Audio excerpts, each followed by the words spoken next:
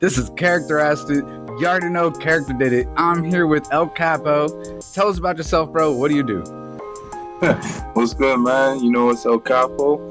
Yeah, man. So I'm a rapper, creative, actor, almost all of the above. Here in Toronto, Canada.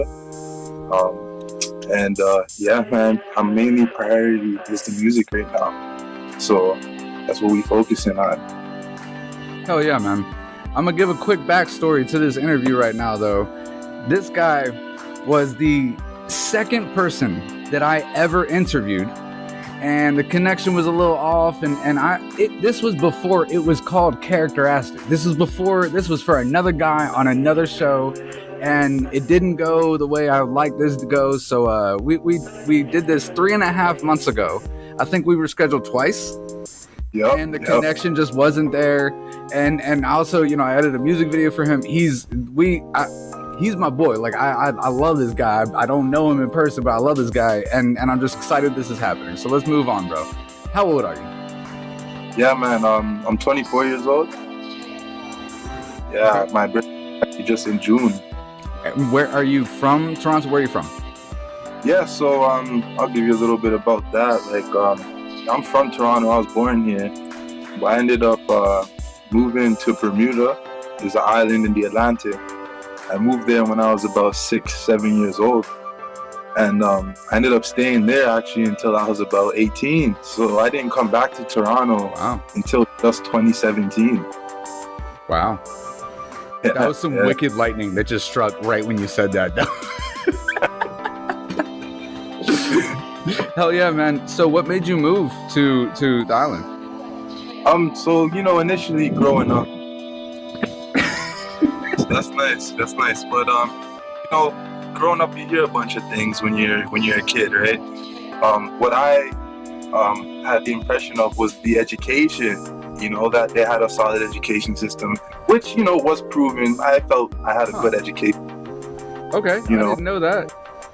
Yeah, and among other things, you know, it's very, you know, it's a financially fluent place, you know, you should say. So, you know, job opportunities at the time must have been really good, and, you know, that's where we went. Man, it's giving your accent between the Canadian and the island, it's giving it a special kind of flavor, bro. It's super unique, and I love that accent for real. Cheers, bro. Cheers. So tell me about growing up. Yeah, you know, like wild one for sure. But you know, Bermuda is very small, right? So it's about 21 point, I think 4 or 0.6 square miles. And you know, growing up, you almost know everybody there. It's just so small. You said the whole island is 24 square miles? Yeah, bro. It's incredible. Wow. It doesn't even. Schools are on the island. Schools, you know, I could give you a bracket. So in terms of public high schools, there's only 2. Wow. And, you know, private high schools, I think there's about 3. So, you know, you could assume for middle school and primary, it's about the same thing, but not many, right? What are there, like 15 kids in each class? Nah. It's pretty sizable class. I had about maximum, I'd say 20 to 25 one time. But I remember in grade 10, I had a class of 4 people, so. That's not sizable, bro. That's not 25 is not sizable. Maybe for, you know, Bermuda, but in everyone else's perspective, that 25, bro, like. Trust me. So it was definitely interesting. You knew everybody. Like, you couldn't go down the street walking without someone tooting their horn, or, you know, like shouting you out, and you're like, yo, who was that, bro? What was that like? I mean, is that there's a sense of like family and home with everyone you know, but there's also a sense of everybody's talking, I'm sure. Yeah, so it's a bittersweet, right? Like everything, you know, the sweet and sour, like, so news travels incredibly fast, as you can. Like literally like a high school, but the whole island. And, you know, a lot of times what happens is the broken telephone game. Oh yeah. And that's a lot of drama and a lot of politics.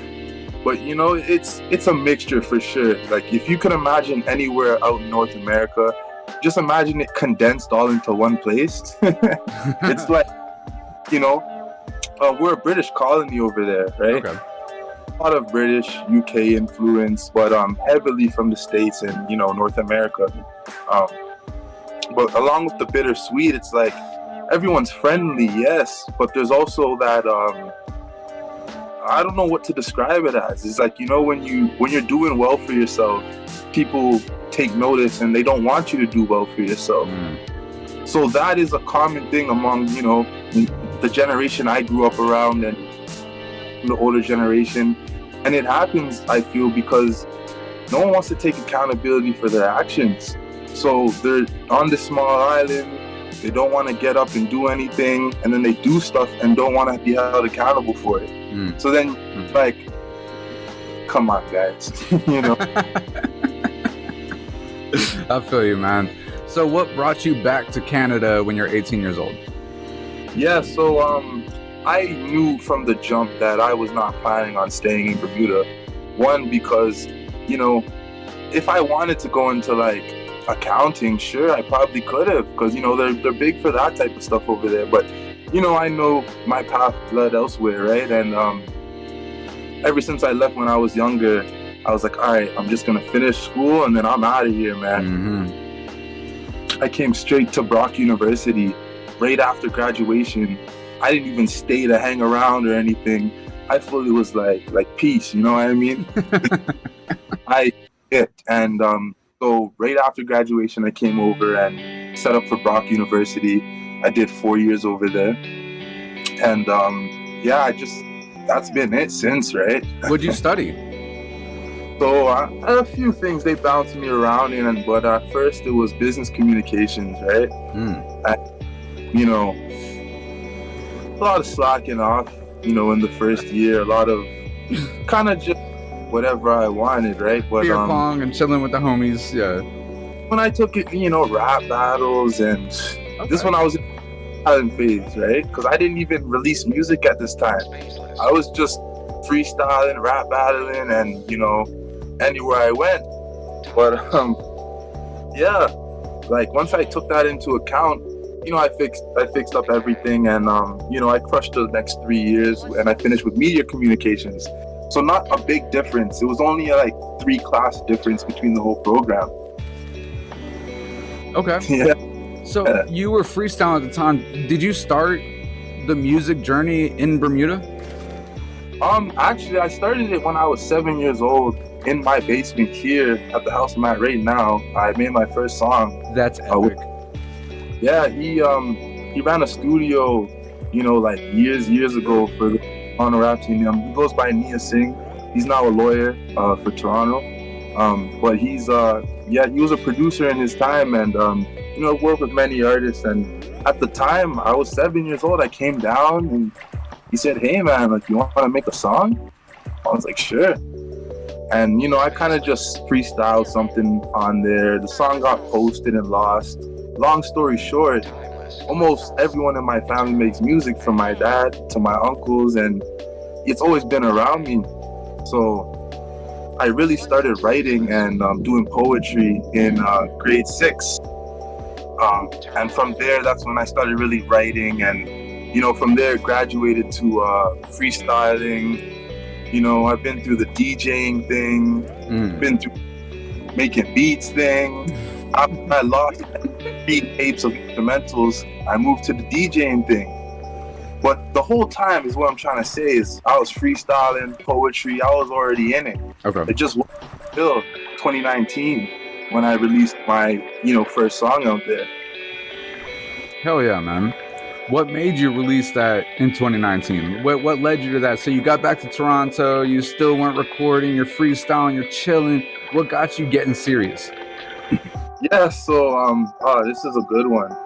So, what it was is as I kept going around in freestyle, rap battle, I kept hearing like good feedback even when it wasn't the party scene. So in the daytime, like I had random people coming up to me like, "Yo, bro, you killed that, like, yo, and where can I find you?" And I got a lot of and I was like, thinking in my head, I was like, I've always thought about pursuing it, but I never really did, right?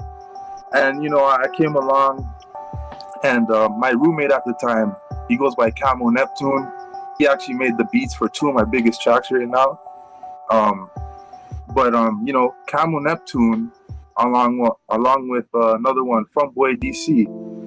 These guys kind of lit a fire under me because they approached me and they were like, "Yo, so I see what you're doing. Like, you got skill. Like, what are you doing?" And I was like, man, I'm just freestyling, rap battling. Hey, when I tell you, DC, he looked at me and he was like, no. He's like, "You're not gonna do that." He said, "Here, what?" We chopped it up some more and just talking with them, and they kind of just showed me that I had more value than I thought, right? And from there, it's like I kind of just ran with it, and I'm just been applying pressure because I already went by Cappo. I went by the Captain way before this. Why? I had this name from like grade 10. How, bro? That's a flex. I wish people called me the Captain in 10th grade, bro. What? How did that happen? And I owe it to being myself. I guess anywhere I go, people can look to me in a certain respectful manner. And shout out to a man like OGK for giving me that name. But I took that and ran with it too, because it's like a crazy thing when shit starts happening randomly, eh? I was at work. Because at first, I'm sorry to backtrack, but at first, I didn't even want to accept the name. I was like, nah, that kind of just sounds weird to me, man. And as I went on through life, random people again that I did not meet were like, "Yo, you're a captain, you're a real captain. I like this guy, big respects, everything." So I ended up running with it, and, I went by the Captain at first. Not Cap or the Cap, but, the Captain. And then, again, Camo Neptune comes in and he's like, "Yo, bro, like, I see what you're doing with that, and all praise to the Captain, but you might want to like add some spice to it." So, I was like, Cappo is so much better, bro. Exactly. So, I know there's a lot of Cappos and Cap that, but they ain't coming like El Cappo. So I had to put the Italian in there and show them what's up. Hell yeah. Yeah, man, bro. And I got to bring it up one more time. I love hearing your island accent with the word "a" involved, bro. Like, is it? Tell me, bro. All right. So you started recording. They got you to do that, and then now you have like a whole crew with you, behind you, all around you, and they're good people, they're supportive people. I've connected with some of them. Tell me about how that happened. Yeah, so this is a great one too, man. So what happened with this is, we were all steadily good friends before we started working together in terms of music and acting and film. But what had happened is we kind of just all started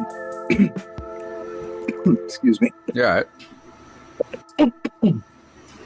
What happened was we started like molding together like clay, man. Like, when we started kicking some freestyles, it was like butter. When we started coming up with like ideas for like skits and TV shows, because we ended up meeting a great friend of ours today. He goes by Alphabet, and he's a director. Well, originally he's a director. He's a everything, but he came and he was like, "Yo, this is what I want to do." We ended up making a whole web series, turned it into a movie. We damn near, the pressure was crazy, the chemistry was crazy, and it all just fell into place. So it came down to it, and we were like trying to build this. We're like, "Yo, we gotta build something bigger than ourselves, man," And originally I wasn't even on this. I was just listening to them say this, like, I'm paraphrasing. I was just listening. I'm like, yeah, all right, okay. So, these guys, along with various other artists that are not with us today, they ended up just going through ideas. And after a while, it came down to, and it's like, yo, we're the Sweet 33. I was like, all right.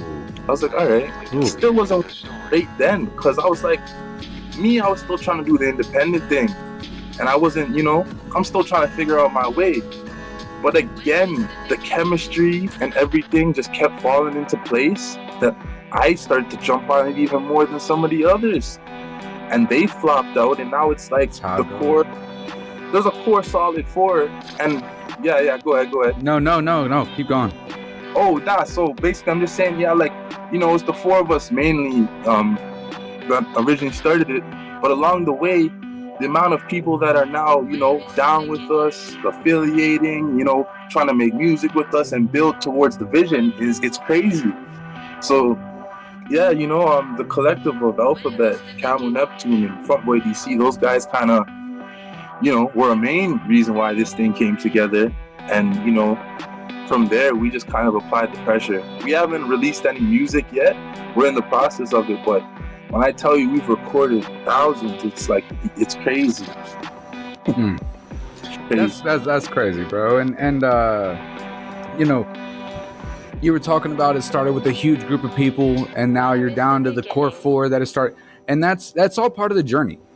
Every group I've ever been part of, there's been people that seem like they were promising, and then they just fall off. And then and then you meet the next guy. Oh, he's the next one, bro. He's like us, bro. He's gonna be, and then he is that for 2 weeks, and then it takes 2 days to respond, and then it just but the beauty is in the journey. And then finding those people, and the only way that you can be sure that they are those people is by experiencing those other people. Yes, bro. Yes, indeed. Tell me about the biggest accomplishments that you've achieved. Okay. So yeah, along my way, you know, I've done a few things here and there. One of the biggest things personally would be developing my I don't know how to describe it. Developing the vision I had. But actually I wouldn't even say developing, more like over developing, and like, you know, going far beyond my expectations I had for myself. Okay. And crazy. You can hear me properly, right? Oh yeah, for sure. That blue light just came on and it did distract me for just a second, but it's cool. I thought the cops were rolling up or something, you know, but yeah. What was the vision? Yeah, so originally I was just trying to project my lessons, my voice, and, you know, I wasn't initially trying to go the route I was going. You know, I'm meeting a lot of people now, a lot of different connections. I won't say too much just because, you know, I can't say too much right now, but doors that I wouldn't expect to have walked into. And I'm looking at the pace that everything's going, and I'm like, wow, you know, like I just wanted to do this as like, you know, like a hobby, but this is more going a direction that most would want, like straight up, you know what I mean? So I'm thankful for it every day, you know what I'm saying? I actually just went through, my laptop kind of broke the other day. I don't know if I mentioned. What? But, you know, yeah, so we're in the process of getting back all that music, so hopefully we get that done. But yeah, trials and tribulations, man, because I just came with so much more shit recently, and I lost it. I didn't have a hard drive backed up. Damn, bro. That's heartbreaking. But I will say, when you said that, I had a flashback of like 4 or 5 huge artists that I know, Eminem, Jay-Z, a bunch of big artists that during their come up, right before their come up, they lost all their music. Eminem lost this one notebook, man. He had a $500,000 reward for it. Never found it, man. I think I saw something. He was like, I probably just threw it away at McDonald's. Like, you know, it just, bro. But hey, you know, those are struggles. Those are trials and tribulations. Are those the biggest obstacles you faced, or are there bigger obstacles? I would say there's a few bigger obstacles, man. Like, honestly, but I would say even the bigger obstacles came before that. You know what I mean? Like, initially, just getting over the pressure and that feeling to put myself out there and put my stuff out there and network and go to these events and, you know, post on the social media to overcome all of that, I feel was a really big thing. Really big, really big, because it's what holds a lot of artists back nowadays. You can see it, you hear it when you watch different interviews. You know what I mean? So that was definitely a big thing for me, because even then I was like, yo, I don't, the spotlight thing. I was like, I was hesitant on this. But like, I don't know. Between, I explained as meeting Camo, Neptune, and Funk Boy, that fire just came out. And like, man, I walk in any studio now, like people know, and if they don't know, they know the first time I'm in there, because the beat that's playing, I'm shredding it. You know what I mean? So that's definitely one of the biggest obstacles. Getting over that pressure, that fear, that feeling to Being put yourself self-conscious. Yes, one of the biggest things that I face for sure. I'll say one more thing actually was like finding the correct, because although I work with those guys with music, we still have our individual things going on, and to find a solid producer, like to engineer and master, is ridiculous, man. Like I've lost so much music to different producers that don't give me my shit. You know what I mean? And that would play around with the mixing. Yep. Play around with the beat. Oh, they sold the beat, or they gave the beat here, and it's like that held me back a lot at first, because I was like, what the hell, man? And silly one on me, because for me relying on them. But it wasn't until I ended up meeting this other producer, and shout out to Civilian, he did the last 2 engineering mixes on my last 2 songs. I have never even met the guy, but he's been phenomenal. You know what I mean? No distress, no commotion, no confusion.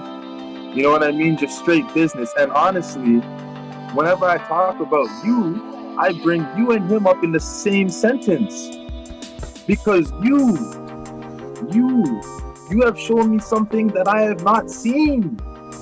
People, like, I swear to whatever you want to believe in, I've told almost everyone I work with about you. They're coming. I appreciate it. Trust me, they're coming for you, bro. Like the work ethic that you have, bro. The drive. I've never even met you, but just from the conversations we had early on, where we interacted, the way you did my video and then it got deleted, you are crazy, bro. You are crazy. And you are out working and out hustling a lot of these guys out there. And you're going to get yours, bro. You're going to get your flowers. Trust me. But I had to say that. I appreciate that. And really, I have the same kind of mindset as you. If I'm going to do something, I'm going to do it right. I'm going to do it to the fullest. If my name's going to be on it, there's, things happen, bro. Especially in this digital, you just lost your laptop. You have songs that you'll have to redo, and some you won't be able to hit like you did the first time. But then some you'll do better the next time. Yep. So it's all about appreciating the journey and learning, understanding what you're learning from every one of those mistakes. Yeah. Absolutely, man. So what's your idea of success in life and in music? Okay.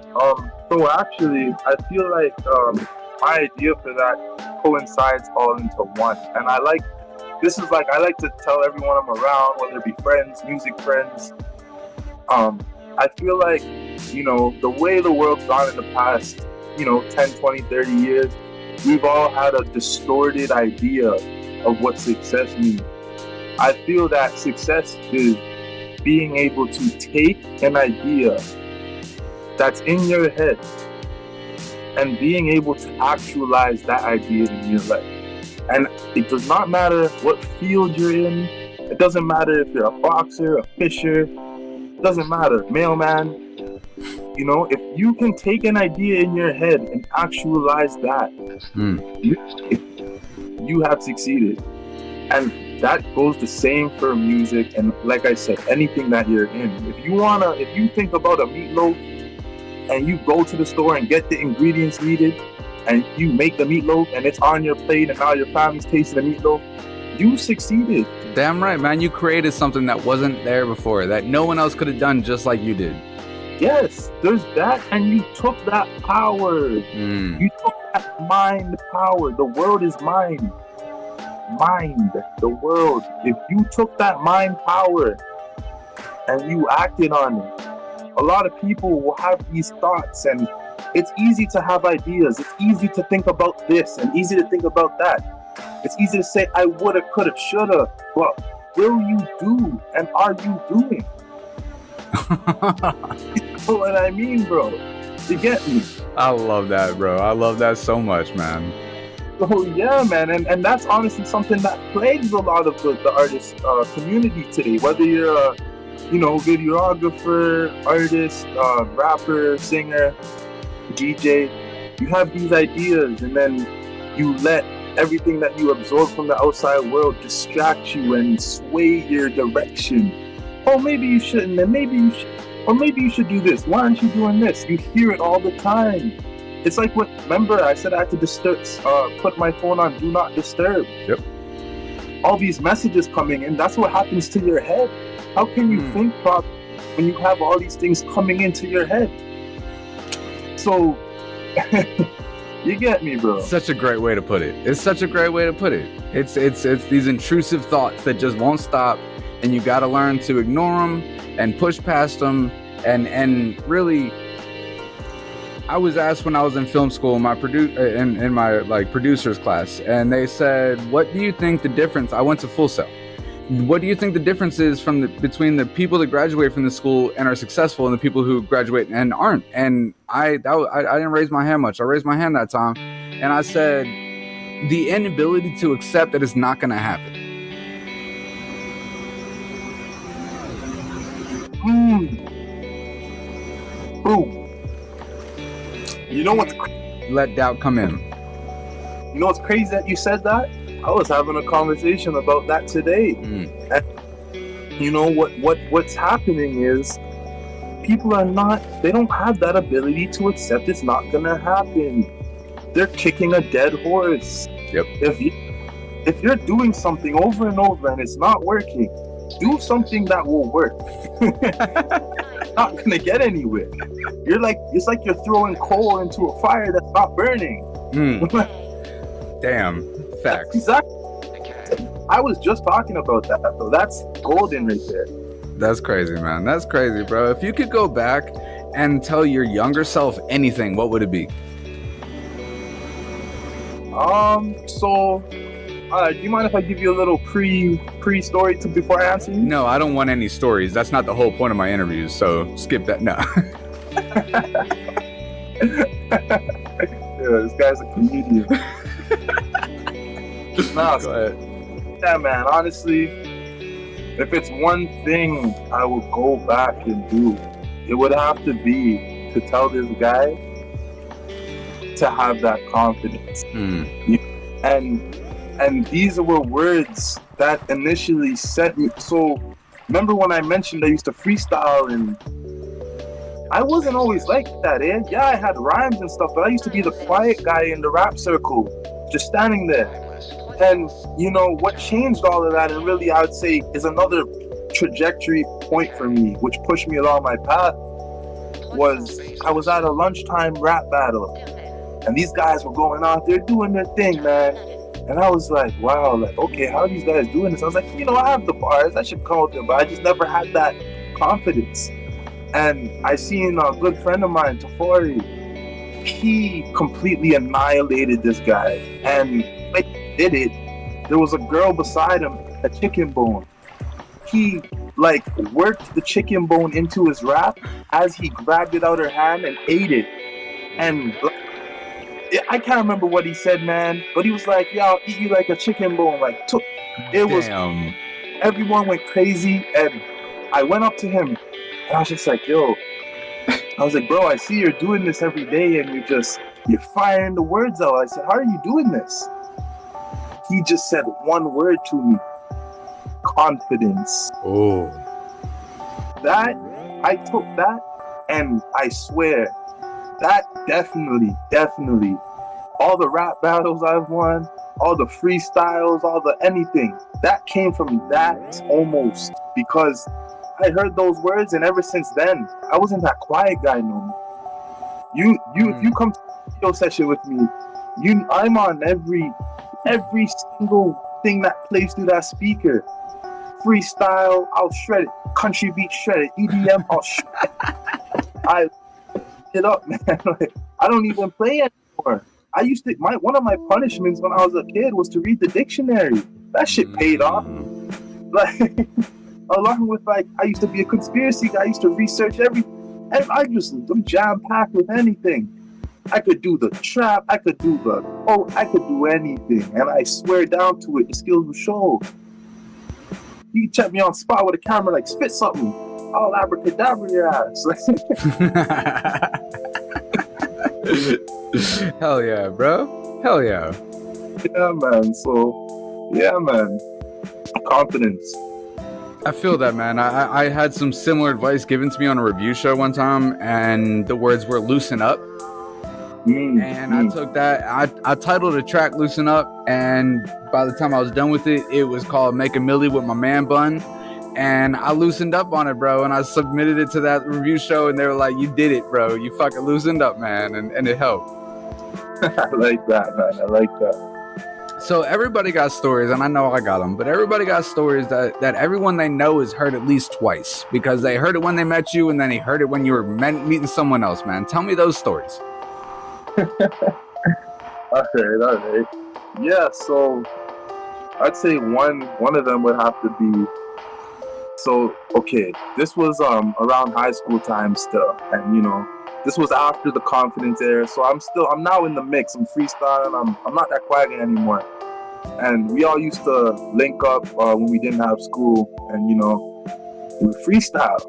And it was about 7 guys at this point, and we were all in this abandoned house. We were freestyling, and one of our guys, OGK, he would somehow always turn it into a rap battle. And I was like, all right. So it went that way. And, he just started roasting everybody. But then for some reason, as it went down and, man would pass off their turn, like, all right, you have something to say. Everyone started coming for me. So I was like, okay, maybe y'all just don't know what to think about. So you're just taking the one line and recycling it. So in my head, I was like, all right. Yo, it came to me. I started with the one guy that started it off. And I started his food, and then mid battle he interrupted. He was like, yo bro, why are you coming for me now? Yo, I worked that comment into the battle, and then I killed all 6 of them in line. You know what happened? Everyone just started to get up and we left. Damn, bro. I forfeit. No more rap battle. You know what I mean? And I'll give you another story that's very similar, but it's a very opposite one. And this one I hold dear to my heart. We had, it was just 3 of us at this point, and we had just came from school, and we're at the back of my house, and rolling up a spliff, and my guy pulled out the camera, started playing a beat.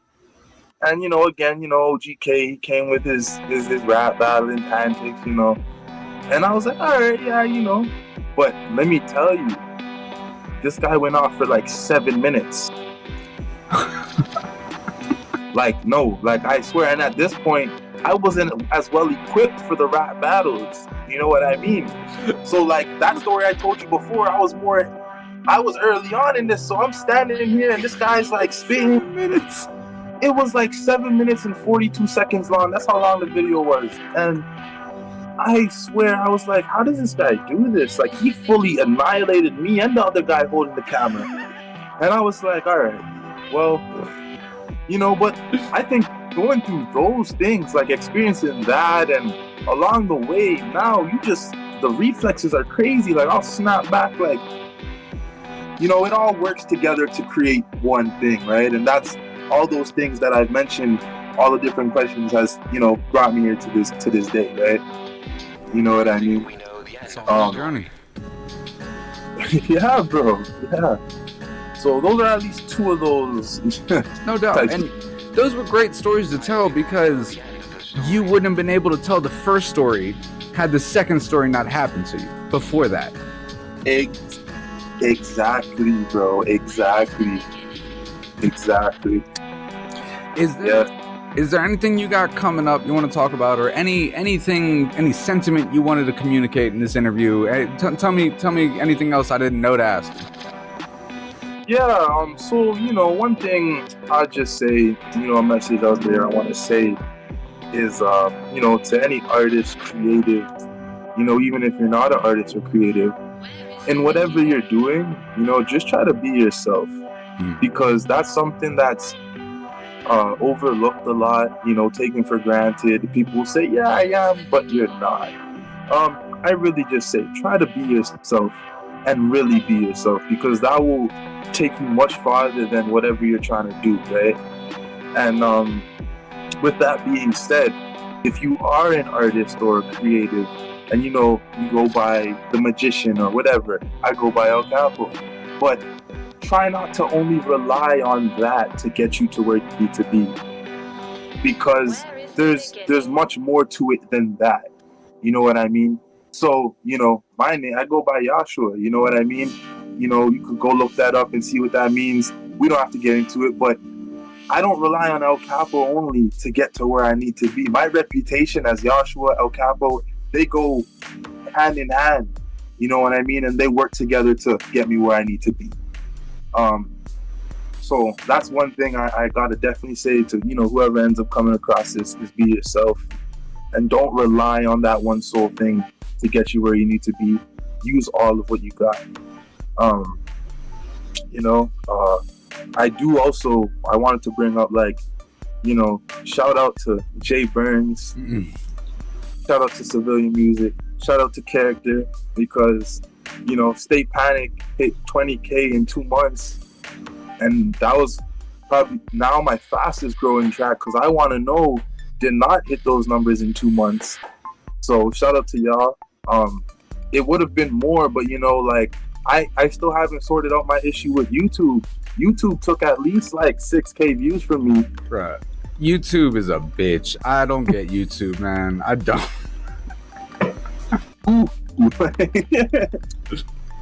But yeah, so shout out to y'all, man. Y'all definitely helped that come together very smoothly. One of my smoothest releases for sure, and I guess it's showing its worth right now. Aside from that, I got some things following up with that. We had some technical difficulties, but we coming with a couple new tracks. Shout out to Camo Neptune and Jay Burns again, because you're gonna be seeing some stuff from them. I won't get too much into it. You're gonna see the promo, you're gonna see the ads, the blah blah blah. But we come in with what I'd say within 2 to 3 weeks, you might just see it, man. It's gonna be a surprise, ooh. Hell yeah, man. Hell yeah. And for sure, shout out Jay Burns, for real. Jay Burns, he was literally the first person that connected to music that I ever had a phone call with. And that was in January. And I consider Jay Burns one of my closest friends, and he's one of those people that we're talking about that's like us, that just puts the work in every day. If you need something from Jay Burns, you're gonna get something from Jay Burns. And shout out to him, bro. He connected us. He's a great person. He's a great producer. He's a hard worker. And yeah, man, shout out to that man. Man. He salute, man. That guy's awesome, man. No doubt, bro. Do you have anything coming up you want to talk about? Anything else? Oh, well, yeah, Okay. Oh, that's right. You're working with the people you can't talk about, which is a really good sign. I'll tell you that. When you can't give names in an interview like this, I don't want to ask questions, because you're on the right hustle, and I can't wait to see what you got coming up. Hey, man, and all I gotta say is trust and believe. No doubt. The first to know what's going on when it's going down, man. Hell yeah, trust man. me. Hell yeah, bro. Hey, look, I appreciate your time so much. I'm so glad this finally came together and we could have this conversation. And I'm glad it happened now because I am way better at this whole interview thing than I was when we first tried to do it 3.5 months ago, man. So everything happens for a reason. I appreciate your time. I appreciate your mindset and all the kind words you said about me, man. This has been Characterized It with El Capo. Peace up, y'all. I'll see you next time. All right.